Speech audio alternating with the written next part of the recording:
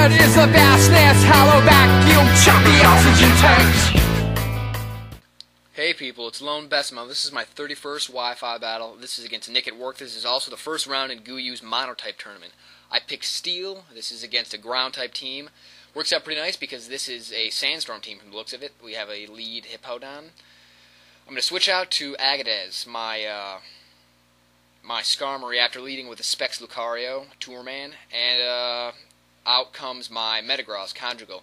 These names are all actually after songs by the Mars Volta from their new album, because when I was making this team, I was listening to those tunes, and it was pretty sick. So I decided, hey, got me some names. Juliana is the one thing that isn't from that. But anyway, Flygon pops out. I'm thinking... So I brought out my Milotic, expecting like a flamethrower, that kind of thing. He takes the Dragon Claw, she takes the Dragon Claw really well, though. The Hypnosis hits, so I'm obviously going to Ice Beam. I could predict a switch in Surf, but it doesn't really hurt me that much. I mean, he's a ground-type move. I'm super effective over both of them. The only difference is Stab. He brings it in his Hippodon again, and I'm not really sure why he did that. I wouldn't have done that. I don't. But then he stays in again for the Surf. I don't know. I'm pretty sure he must have had a good reason or something, because the weird thing. Yeah, that was just weird. Anyway, and so he brings in this Salamence, and I was just gonna stay in an Ice Beam. I was thinking, you know what, he could predict a switch and use any sort of Fire type attack. Seeing as how I'm a Steel type team, I mean, he's seen 3 of my pokes. They all had Steel type. What other kind of team could I be? So he takes out my Milotic. It wasn't that bad. I mean, it was really... It didn't hurt me that bad at all, because I don't need Ice Beam since I have it on my Lucario, who is Scarfed. I HP Ice the Salamence, and then he brings in his Sleeping Flygon, which I also HP Ice. I don't understand that move at all. I'll be honest. Because there's a number of times he could have brought in his Mamoswine to take any sort of that kind of hit, and he didn't, and I don't get that. Anyway, he brings in Swampert. I switch out to Agadez, my Skarmory. I was expecting Earthquake, but he Avalanche, which was also okay. I got some rocks out. He roars me out. I'm feeling like I'm really not that worried. Why do I want to keep Skarmory in anyway? Really, it's not that crucial that he's not going to do that much for me except for stall, and I don't want that. That's what happens later, is I stall for like an hour. But anyway, I Zen Headbutt him. I'm banded. I know that the EQ is going to hurt me. It's all right.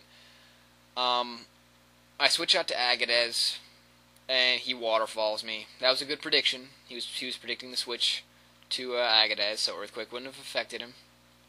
But it doesn't do that much anyway because I'm Skarmory. I go for pretty much just I'm just going to hit him with whatever I got. I really have no reason to switch out, because anything I switch out to could eat an Earthquake, potentially, and I don't want that to happen. He brings in Gliscor. He takes it like a beast. I Whirlwind him out, though. He knocks off my lefties. I guess it gets to be a pain, but not really. This is really where the stalling starts. I mean, it just goes so long. Right now, I have no... Like, at any time, he could decide to EQ, predicting a switch, predicting a roost. And, so I don't feel like switching. I just want to hit this fucker until... And then he crits right there, so... Basically, I have no choice but to roost. Except he wasn't expecting it. That's the thing. We were talking on aim, and he wasn't expecting it, and he just, I mean, he should have switched out anyway, because none of his attacks are going to do anything unless they crit, but, you know, whatever. He brings in, see, this is the other dumb part. Like, we're sitting, I guess he gets some Sandvale hacks here. You'll see some other Sandvale hacks later on, which is the craziest hacks ever, but we'll get to that in a second. I don't understand this. Like, he could have... This whole time I'm thinking, when is he going to roost? I mean, I don't even know. Like, he EQ'd right there, predicting a switch, or a roost. I mean, not really a roost. There's no way I would have roosted there. I had almost full HP. But at any time here, he could just roost. Instead, he just sits here and aerial aces me to death. I mean, I guess he doesn't really have to roost, because I don't know. I'm not that much, like, we're not that much of a threat to either of each other. So pretty much we're just sitting here waiting for a crit. Me more than him, because even if he crits on an aerial ace, he's not going to do anything. He does like 16 damage with every aerial ace. So I roost there. And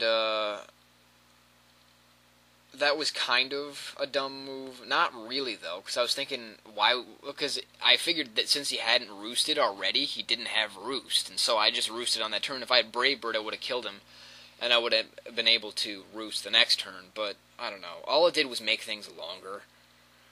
He switches out there for once. I guess tired of this shit. I switch out too. I switch out to Tourman, my Lucario. I'm gonna go for an aerial, or for an Aura Sphere. I know he's gonna switch out, or at least I don't know. Like, Aura Sphere would have raped Mamoswine, obviously. It's gonna do decent damage at least to this guy. So I don't want to be sitting there HP icing this thing and going durr, and then eating an earthquake. So I just didn't even want to worry about it. This is the stupid part. Watch this, okay? I bring out Steel Sphere, my fortress, whom you have seen before. A lot of these pokes you haven't seen before, but he's one that I had around before this tournament came up, and I had to train all the other ones. But yeah, I set up some toxic spikes. Pretty much anything he hits me with, I can take like a beast. He's just gonna keep EQing. And I'm going to set up 2 layers of toxic spikes. I don't even know why. Like, I really don't have a reason to set up toxic spikes, really. Just in case he... I mean, it's just like a precautionary measure, just in case he goes crazy next time. Now watch this. I explode, and he avoids the attack. It like, redefines hacks in Pokemon, okay? It redefines hacks. I'm missing with that. I was just... oh. And I knew I was still going to win. It was just ridiculous. I switch in Cavaletta, my new Caesar. I Swords Dance, he knockoffs, which sucks because I have a Life Orb, but really all that means is that I need to get another Swords Dance up. I could get a 3rd Swords Dance up, but I'm not that concerned because I have Quick Attack, which means I can get at least 2 hits in, which is what's going to happen. I hit him with 1 Quick Attack, he EQs. I survive, of course, unless he crits, I'm gonna survive. And I Quick Attack again. And he survives. I was on aim with this guy, and he literally said he survived with 1 HP. And I'm like, there's no fucking way my luck is so bad. I don't know. So at this point, it doesn't matter if he switches out or stays in, because Aura Sphere is going to kill his Mamoswine, or it's going to kill his Gliscor. Doesn't matter at all. But since yeah, anyway.